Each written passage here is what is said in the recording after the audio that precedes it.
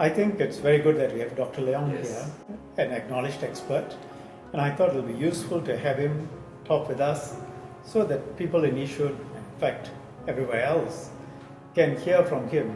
They've already seen many videos from him, Yes. I hope. But I think some of the messages are worth thinking about and talking about. That's why today is going to be very stressed, because we'll be all scrutinizing you, okay, for more information about that. Okay, so coronavirus. Coronavirus is not something we're totally new about. And we call it the common cold. That means the usual cough, runny nose. And guess what? It's actually very mild. You go back to work with it, no big deal. And it's because it has this common cold symptoms. The new coronavirus behaves very similarly. It looks very similar and makes it very difficult. But yet, even though we call them coronaviruses, they are completely different. Okay, you look at Dashing Desmond here versus Ho Nam. Okay, we are both Chinese, we're about the same height, but we are totally different people. My wife thinks he's much better looking. So coming back, I think your wife is right. So the novel coronavirus is here. Even though I fought this 4 coronaviruses before, this is totally new. In Singapore, we have a ready team. We have not one institution, but several institutions, including my private hospital, that will come forth and support you if such an illness happens. When this happens, you have a team of well-trained doctors, doctors who are the referring center for the region, as far as South Asia, as far as North Asia, who comes to see us. We will be there to help you. What is the current mortality rate outside of Hubei, to the best of your knowledge? Wuhan is actually 4%, but outside of Hubei, outside of Wuhan, it's about 0.1%. And I think we can even better that. We've had the SARS virus in 2003. We have had H1N1 in 2009. How would you rank this coronavirus in comparison with those two, particularly in terms of spread and by reference to H1N1? SARS coronavirus doesn't spread very well. In fact, the weak point about SARS coronavirus is it spreads after 7 days of illness. It doesn't spread well in the first 7 days. Now, influenza, it spreads very well. In fact, 1 day before the onset of fever, you spread. Now, in the case of this 2019 novel coronavirus, it spreads exceedingly well, much better than influenza. For simplicity, we should think of the coronavirus, 2019 novel coronavirus, to have the same mortality as that of the H1N1 in 2009. But surprisingly, the 2009 H1N1 is accepted by many people to be a flu. In fact, I would have sometimes trouble getting my patients to get vaccinated. They say, it's just a flu, it's no big deal. Then to those people who are not worried about influenza, I'm going to tell you, it is very much like an influenza attack status. You feel a little bit sick, you feel a little bit breathless, but overall, you are going to come out of it well. We were talking about the comparison between coronavirus and H1N1. In H1N1, I think we had community spread. Yes. Just in the first year, maybe 09 to 10, more than 400,000 people might have been infected. Yes. So if we model it along those lines and our community spread, then we could be seeing easily tens of thousands of people being infected if we have a community spread for coronavirus. Yes. If we have a coronavirus, I expect it to spread very much like influenza. We would have very similar figures, if not even higher, because we register that it spreads more easily. We must remember in H1N1 2009, we released the quarantine quite early. Within a few months, we stopped the quarantining, stepped down from DORSCON Orange, and then we allowed the virus to come out. Very few people we see will be like Minister, like, so cool, tackling this issue, and then especially the case whereby you're going to walk the ground and see a lot of people. So how to keep cool? Very important. Well, life has got to go on. You've got to take your own precautions, and if you are feeling even slightly unwell, the best thing you can do for yourself and for everyone else is just stay at home.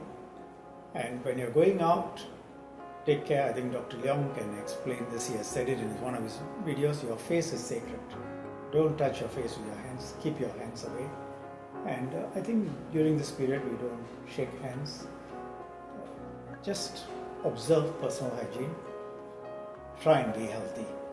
I think the government plays a father figure down and provides the direction in terms of how we do it. I can assure you the ministers here are not doing it on their own accord, but advised by a group of infectious disease physicians like myself, people who have gone through SARS, people who are trained in epidemiology, well-trained in infectious diseases with connections worldwide to control this.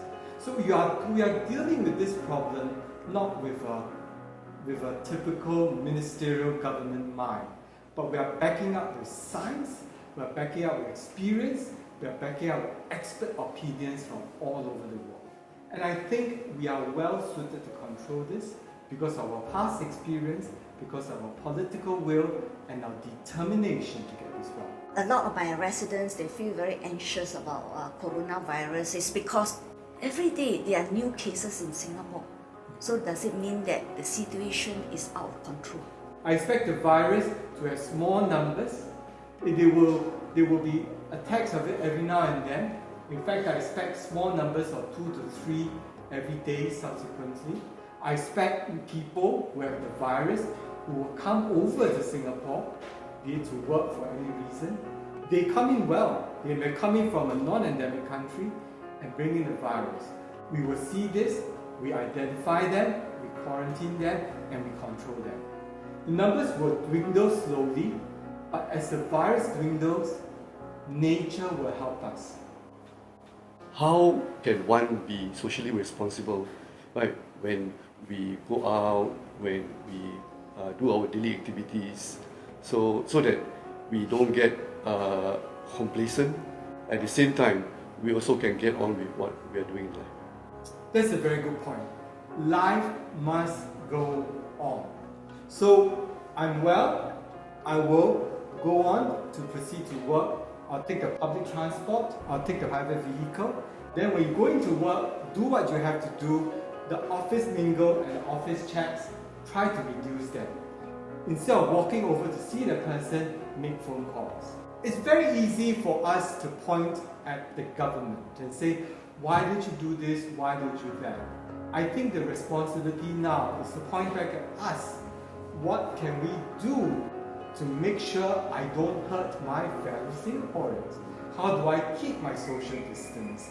How do I make sure I don't pass it to them or they don't pass it to me inadvertently? So it's about social responsibility on our part. Very simply, social distancing. If you are sick, don't come into work. If I have to go out, for example, I have to see a doctor, see I'm well, I will make sure I get a mask. Each household is given 4 masks. Use one of those masks, wear the mask properly, go forward to the clinic, see the doctor and get treated. And do the necessary checks. If it turns out that you do have the virus, you are in the best hands possible. If it turns out that you are well and there's no issues and you're given medical cert, go back home, stay at home. Stay at home and remain at home because you don't want the virus to go out. Now you may have read in the news, people can be negative the first time, negative the second time, but came positive on the 3rd time. We have to play our part, our role as a sick individual. I'm sick, MC, I rest at home. If we do it in a systemic fashion, and all of us play our role, we will have won this battle because of your cooperation. And our regional countries have very low numbers. A lot of people ask me that question. Maybe you can tell us why. Or what in your view is the reason for that? I'm going to put it very simply, and to my neighboring countries, I'm sorry if I'm upset or offend you. I know there are many, many centers in our neighboring countries that have kits that were detected. But there are many other small peripheral hospitals, community hospitals, even clinics, which have no means, no access, no protocols, no guidelines, no centers of referral to get this sorted. In other words, they are not as well equipped as Singapore. They are disadvantaged by the vast space. You could be driving for 150 minutes and you're not at the hospital yet. In Singapore, 15 minutes and you're down to a hospital with a PCR testing. I think the other neighbouring countries can do more in terms of testing. What they have tested for the entire period is less than what we have tested in one single day since the war began. So if you do more tests, I expect the numbers to surface. Am I worried? Of course I am. Singapore has a very porous border with the rest of the nations, especially our neighbouring countries. If there's going to be a situation in the neighbouring country, Singapore will not be spared. So it's more like we are being very transparent and we are really working very hard to actually trace out each and every potential cases. Yes, Desmond, you're spot on. We are actually very transparent. Every day we get an update on numbers and you get ministers who are interrogated by the press. I don't think you see that equivalent happening overseas. In social media, we start to see a lot of people, in fact, turning away with the frontliners, which is the healthcare people, which I think is a really sad case. I was speaking to the Minister about that day, and the Minister was like, whoa, why are they doing that? Maybe Minister can share something with that. No, we have had several reports of ambulance personnel, nurses in uniform, healthcare workers being turned away from service areas. And that's really sad. We are one country, one Singaporeans. These are the people who are helping to keep us safe. They are fighting the war on the front lines. They are taking people who are sick to the hospitals. They are helping people. We should be cherishing them. We should be praising them. We should be supporting them. Otherwise, who wants to do it? I think, in the few instances, that's really selfish behavior. But that's the ugliness coming through. But I can say, in all honesty, compared with that ugliness, there have been far more cases where people have been positive, they come together, they support, students helping each other, people supporting healthcare workers, people supporting frontliners, many heartwarming stories. So what's now the plans that's coming up to support all these healthcare people that's around this area? Valentine's Day, we are going to go and visit the Kutikpot Hospital. We have done- Valentine's Day, you're spending the Valentine's Day with Not them. spending, I'm just going there. We don't want to disturb them. So we give them flowers and chocolates and cards made by our PCF kids. And then, but we don't want to interrupt their work.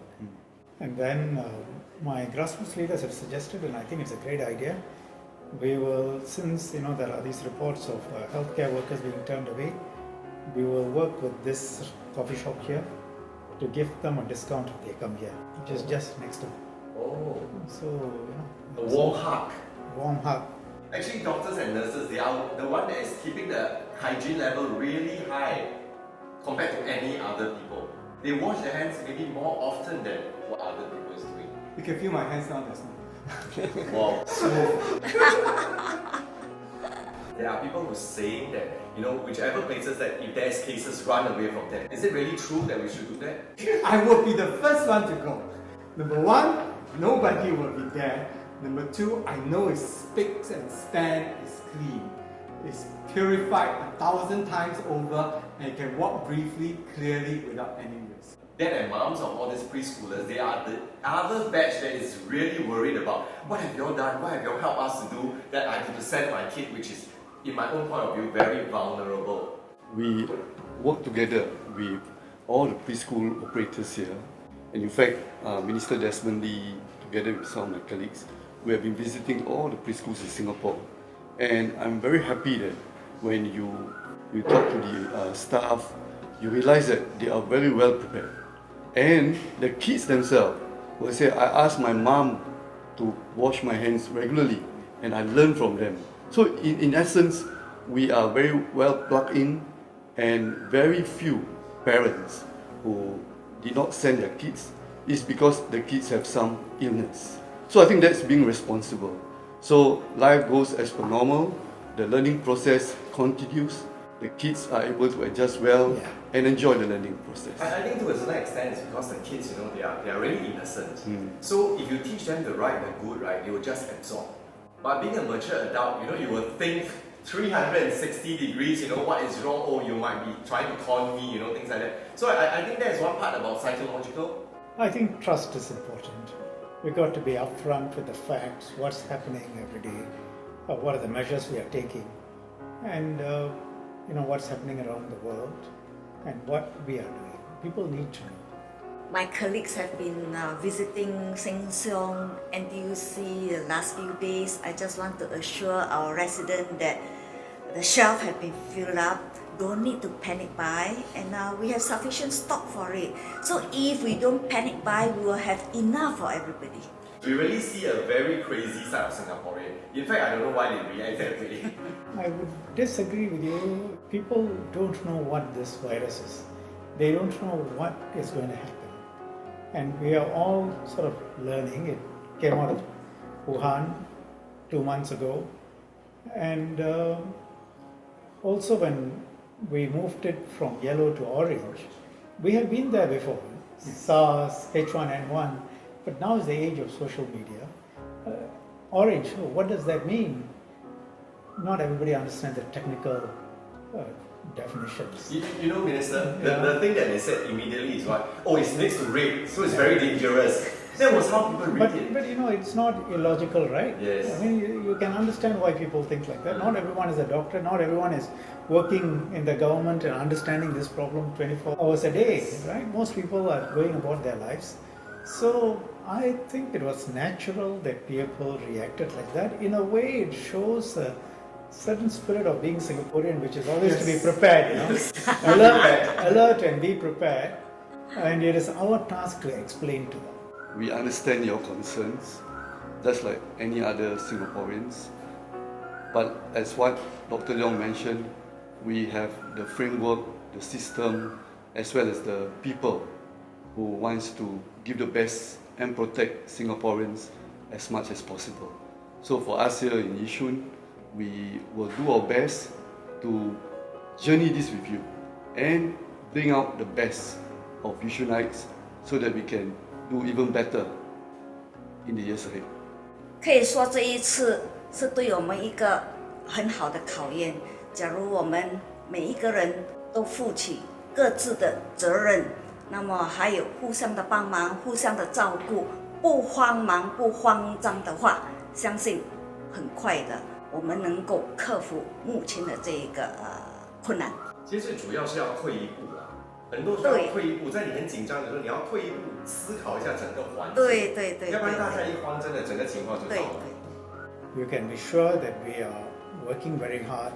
We'll always be honest with you, tell you what is happening, and do our best. And we can fight this together and we'll get through. As Dr. Leong said, the weather should help us. It doesn't mean tomorrow we can tell the virus to stop and it's going to stop. Viruses don't act that way. And we will be honest with you. We're not going to tell you, oh, don't worry, it's not going to spread. That will be untrue. It will spread. How much? Depends on the nature of the virus, depends on the weather, depends on people's habits. But we can model it based on other viruses. And as Prime Minister said, we could even have a community spread. So how do we deal with it? That's a key question.